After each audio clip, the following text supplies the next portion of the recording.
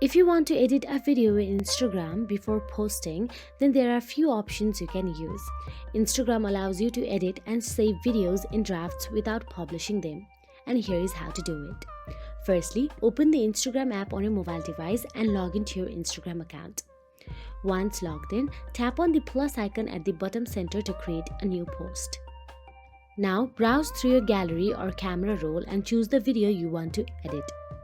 Now, once you find the video, simply tap on it and tap on the next option available in the top right corner of your screen. After selecting the video, you can edit the video by simply tapping on the Edit Video option available in the bottom right corner of your screen.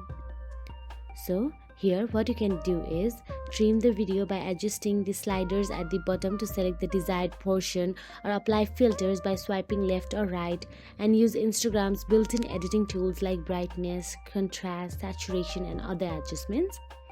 Once you have finished editing, you will reach the screen where you can add captions, tags and locations. So here you can add another clip for your videos as well. You can also add transitions, add musics and edit as much as you want.